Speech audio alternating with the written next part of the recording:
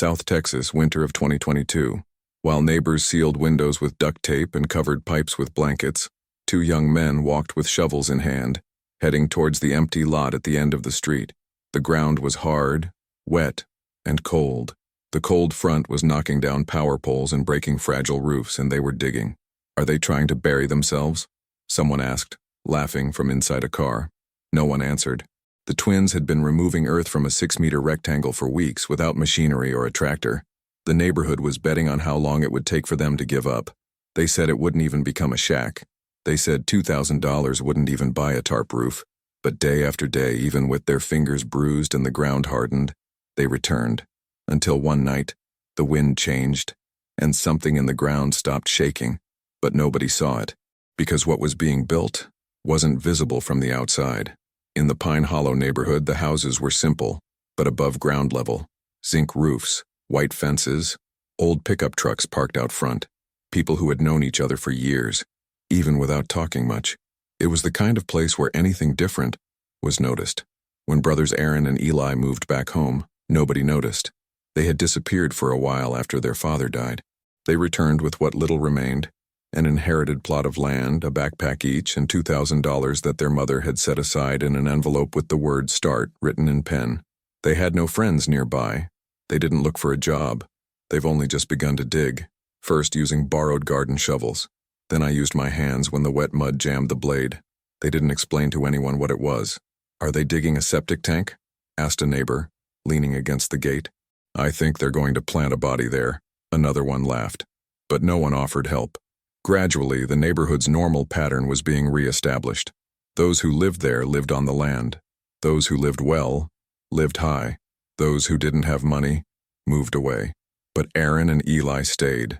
They returned to the hole every day, with soiled clothes, calloused hands, and silence in their eyes.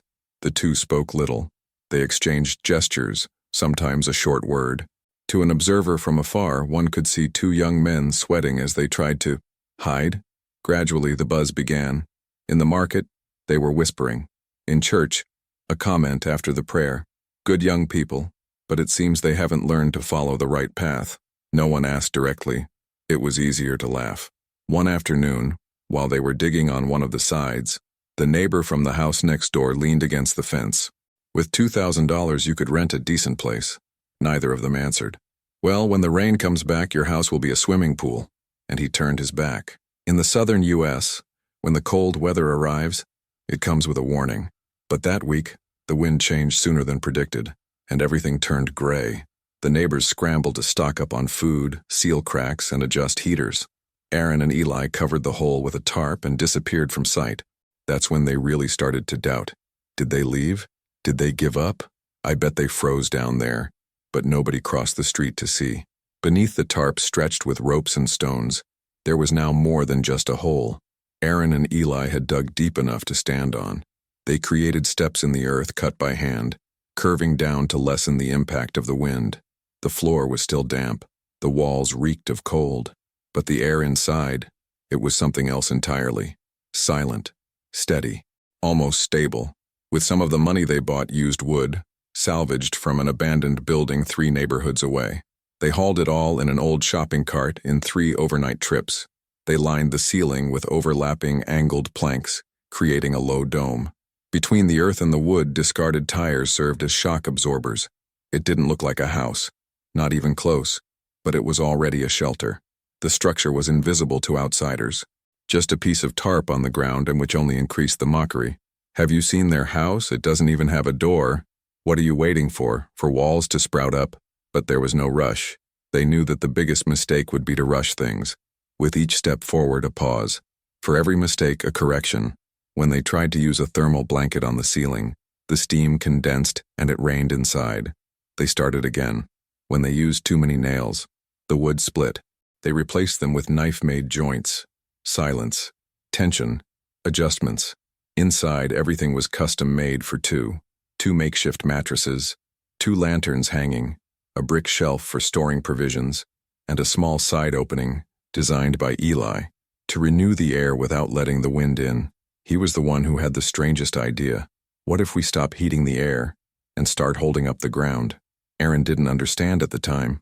But they saw in practice that the heat from a small stove used during the day was absorbed by the soil. At night, the clay returned some of that heat, even without a flame. It wasn't much, but it was enough. While the surrounding houses creaked from the noise of the gutters and crackled from the dry air, down below the temperature didn't break them. It wasn't hot, but it was possible to breathe. Outside, things were being said differently. They are hiding. They're going to end up freezing to death. That's no way for a man to grow up. The comments came from people who never offered to help, but they were always watching. And when the news announced the arrival of a new polar front, with wind chill temperatures below zero, the comments stopped. Silence fell as the sun fell. But it wasn't the same silence that the brothers carried. It was the silence of someone beginning to doubt their own judgment. The temperature dropped 10 degrees in a single night. In the news, they used words like historical, emergency, and unprepared. In the neighborhood, pipes burst. Trees fell. Houses that once seemed sturdy now trembled with the sound of the wind. In the brothers' house, nothing was shaking. Aaron woke up first. The flashlight's light was still flickering faintly on the earthen wall. He checked the ceiling. It was dry. The corner of the wood, firm. Eli slept curled up, breathing deeply as if the cold were outside, and not right there with them. The shelter held, but it wasn't comfort.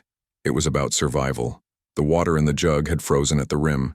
The canned food was hard, and the stove's fuel would run out in 2 days. Aaron climbed to the surface. He did it calmly, as if he didn't want to wake up winter. Outside, the wind was biting. The canvas trembled but remained in place. He placed more stones in the corners. He reinforced the mooring. He went down again. That morning, they heard a muffled noise, a dry bang, and then silence. It wasn't inside. It was on the other side of the fence. Eli left cautiously. At the end of the street, a huge tree had fallen onto the roof of one of the neighbors' houses. The smoke from the chimney had stopped. It was impossible to tell if anyone was injured. He looked at Aaron, and he went back inside. "We can't help," he said quietly. Aaron nodded. But they both remained silent for minutes. That night they slept with their coats on. They took turns using the blanket. And for the first time the sound of footsteps approached the property. They didn't hit each other. They didn't call. They just stayed nearby, like someone observing something from afar that they don't understand. The next day, the first problem appeared. The side of the excavation began to give way. Not much, just a small crack, but enough to generate moisture and the threat of collapse. The two spent the day reinforcing the structure with dry logs and tires. Eli injured his hand. It bled. He said nothing. Aaron improvised a bandage using torn fabric. They worked until dark. They didn't talk. They simply breathed, as if understanding that when everything depends on two people, every gesture is a response. When they went back downstairs to sleep, they saw that the shelf had tilted. The earth was moving. Nothing catastrophic, but the shelter was no longer as safe as before. They fell asleep sitting up. In the early morning, the wood creaked. For a second, Aaron thought he wouldn't wake up the next day. The following morning, the smell of wet earth permeated the shelter. The moisture was coming from the base. The crack on the side was now letting in slow, persistent drops. Aaron pressed his ear against the mud wall. He heard a dull, almost imperceptible crackling sound, like the ground warning that something was wrong, the kind of warning that comes before collapse. Eli watched in silence. If we sink, we won't get out. That was true. The entrance was already narrow. If it collapsed, there would be no way to dig from the inside out. Aaron made the decision first. He climbed up, grabbed the shovel, and began digging a second exit. He didn't explain. He just dug. Eli understood, and he dug on the other side. They stood there, taking turns with the shovel, their hands already cut, struggling against the cold clay that stuck and wouldn't come off. Time was passing too quickly. The light was dimming, and the internal structure creaked louder. At one point, a strong gust of wind lifted part of the canvas covering the main entrance. One of the tires holding it in place rolled away. The opening was exposed. The wind blew directly into the excavation, and a thin layer of earth fell from the ceiling. Aaron shouted, "Stop!" Everything froze for a few seconds. Silence. Then the snap again. But it's serious. They retreated, and it was at that moment that they heard a different sound, weak, but human. A cry. The two left quickly. Outside, a child, a girl about 8 years old, was huddled under the fallen tree, trembling. She was the neighbor's daughter, from the house everyone thought had been empty since the accident. Aaron picked her up without asking. Eli carefully opened the entrance to the excavation. They took the girl inside. There, between the earth and the tires, they lined the driest corner with their own blanket. They used what was left of the stove to heat some water. They melted a cereal bar in the steam from the pan. The girl didn't speak. She was trembling and crying. That night, the three slept huddled together. They hardly slept. The next day, when the wind died down a bit, Aaron went out. He went to the girl's family's house. It hit. No one answered. He forced the door open. The father was there, unconscious, poisoned by the makeshift heater. Aaron broke the kitchen window, letting the air circulate. He dragged the man outside. He threw water in his face until he coughed. The neighbor slowly opened his eyes. It took her a while to recognize the boy, even more so to understand where I was. Aaron didn't say anything. He simply pointed to the excavation, and there, for the first time, someone who had mocked lowered their head. In the days that followed, the cold did not recede. The gusts subsided, but the temperature was still biting. Inside the shelter, now with 3 people, the space was far too small. The air is thin, the heat is insufficient. The makeshift shelf had already collapsed.